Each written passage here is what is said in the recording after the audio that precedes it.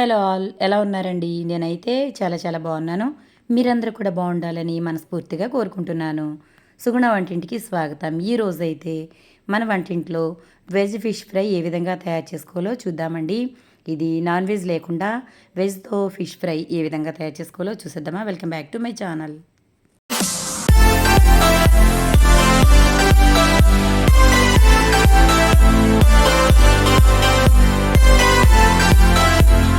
ముందుగా నేను ఇక్కడ అరటికాయలు తీసుకుంటున్నానండి. ఒక 3 వరకు అరటికాయలు అయితే తీసేసుకున్నాను. ఆ తర్వాత వీటిని 2 పక్కల కూడా కట్ చేసుకోవాలి. మనం తొడిమెలు అయితే తీసేసుకుందాము. తొడిమెలు తీసేసుకున్న తర్వాత వీటిని ఒక 2 ముక్కలుగా కట్ చేసుకోవాలి. చూసారు కదా, మనకి ఎన్ని అయితే కావాలో అన్ని అయితే తీసుకుంటే సరిపోతుంది. నేనైతే ఇక్కడ 3 అరటికాయలు అయితే తీసుకున్నాను. చూసారు కదా, ఈ విధంగా అయితే తొడుములు అయితే కట్ చేసేసాను. నా వాయిస్ అయితే బాగాలేదండి. కాస్త జలుబు చేయడం వల్ల వాయిస్ అనేది బొంగురిపోయింది కాబట్టి కొంచెం అడ్జస్ట్ అవ్వండి. చూసారు కదా, ఈ విధంగా అయితే నేను అరటికాయల్ని కట్ చేసేసుకుని ఇలాగా జాలి గిన్నెలో అయితే పెట్టేసుకుంటున్నాను. వీటిని ఇప్పుడు మనం ఆవిరి మీద అయితే ఉడికించుకోవాలి. వాటర్లో వేసినట్లయితే మనకి అరటికాయలు చిమిడిపోయినట్లుగా అయిపోతాయి కాబట్టి ఈ విధంగా ఒక గిన్నెతో ముందుగా నీళ్లు పెట్టుకుని ఆ తర్వాత జాలి గిన్నెలో అరటికాయ ముక్కలను అయితే వేసుకోవాలి. ఇలా అరటికాయ ముక్కల్ని వేసుకుని మూత అయితే పెట్టేసుకోవడం వల్ల ఆవిరి మీద చక్కగా ఇవి ఉడికిపోతాయి. ఎక్కువ సమయం అయితే పట్టదండి. ఒక 20 నిమిషాల పాటు ఉడికించుకుంటే చాలు. మధ్యలో ఒకసారి అయితే నేను చూశాను. ఇప్పుడు మీకైతే చూపిస్తున్నాను చూడండి. మనకి అరటికాయలు అయితే చక్కగా ఉడికిపోయాయి. ఇప్పుడు ఈ విధంగా ఒకసారి అయితే చెక్ చేసుకుందాము. ఈ విధంగా స్పూన్తో కానీ చాకుతో కానీ ఫోర్క్తో కానీ ఈ విధంగా గుచ్చినప్పుడు మనకి ఇవి చక్కగా దిగినట్లయితే ఉడికిపోయినట్లే. ఇప్పుడైతే నేను తీసేసి చల్లారి పెట్టేస్తున్నాను. ఇవైతే పూర్తిగా చల్లారిపోనివ్వాలండి. చల్లారిన తర్వాత తొక్క అయితే తీసేసుకుని ఒక గిన్నెలో అయితే వేసేసుకోవాలి. ఇవి పూర్తిగా చల్లారిపోయాయి. ఇప్పుడైతే నేను ఇక్కడ తొక్క అయితే తీసేస్తున్నాను. ఈ విధంగా తొక్క తీసేసి ఒక గిన్నెలో అయితే వేసేసుకోవాలి. ఇది మనకి విడిగా తినడానికి కానీ లేదంటే రసంలో కానీ పప్పుచారులో కానీ సాంబార్లో కానీ స్టఫింగ్కి చాలా బాగుంటుందండి. చాలా టేస్టీగా ఉంటుంది. చూసారు కదా, అరటికాయలన్నీ కూడా ఈ విధంగా అయితే తొక్క తీసేసుకోవాలి. ఇవి పూర్తిగా చల్లారిన తర్వాత ఇలా తొక్క తీసుకోవడం వల్ల మనకి చేయి అనేది వేడిగా ఉండకుండా కాలకుండా ఉంటుందండి. అన్నీ కూడా ఇదే మాదిరిగా తీసేసుకోవాలి. ఇప్పుడు వీటిని చేత్తో మ్యాష్ చేసేసుకోవాలి. చాలా ఈజీగా అయిపోతుందండి. ఎందుకంటే మనకి ఇవి చక్కగా ఉడికిపోయాయి కదా, పొడి పొడిలాడుతూ వచ్చేస్తాయి. ఈ విధంగా మ్యాష్ చేసేసుకోవాలి చేత్తో. ఆ తర్వాత ఇందులో నేను రుచికి సరిపడా ఉప్పు వేస్తున్నాను. అలాగే ఒక పావు స్పూన్ వరకు పసుపు, అలాగే 1 స్పూన్ అయితే కారం వేశాను.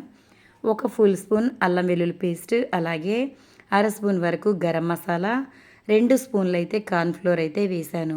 ఇప్పుడు ఇదంతా కూడా చక్కగా ముద్దలాగా కలుపుకోవాలి. ఈ మసాలాలన్నీ కూడా బాగా కలవాలండి. ఆ విధంగా కలిసినట్లయితే మనకి ఈ ఫిష్ ఫ్రై చేసుకోవడానికి చాలా బాగుంటుంది. చూసారు కదా, ఇలా అయితే చక్కగా ఎక్కడ గడ్డలు అనేవి లేకుండా కారం ముద్దలు ముద్దలుగా లేకుండా ఇలా అంతా కూడా చక్కగా కలిపేసుకోవాలి.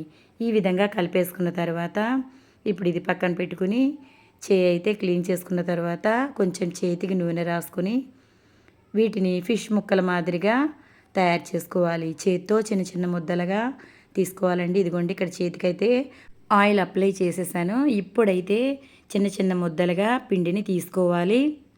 చూసారు కదా, చేయి అంతా కూడా ఆయిల్ రాసుకోవాలి. ఆయిల్ రాసుకున్న తర్వాత ఈ విధంగా చిన్న చిన్న ముద్దలుగా తీసుకుని దీనిని చేప ముక్క ఆకారంలో తయారు చేసుకోవాలి. ముందుగా ఈ విధంగా సాఫ్ట్గా ముద్ద మాదిరిగా తయారు చేసుకున్న తర్వాత దీనిని చేప ముక్క మాదిరిగా తయారు చేసుకోవాలండి.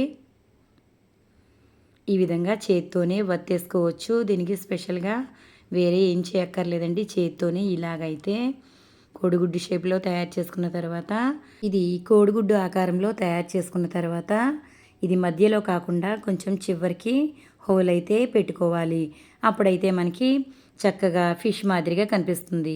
చూసారు కదా, నాన్ వెజ్ లేకుండా, చేప లేకుండా ఈ విధంగా అరటికాయతో ఫిష్ ఫ్రై అనేది తయారు చేసుకోవచ్చు.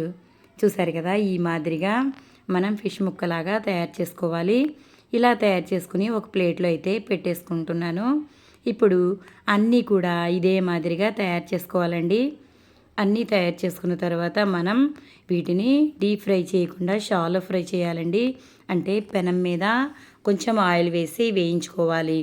మీకు అన్నీ చేసి నేను చూపిస్తాను చూడండి.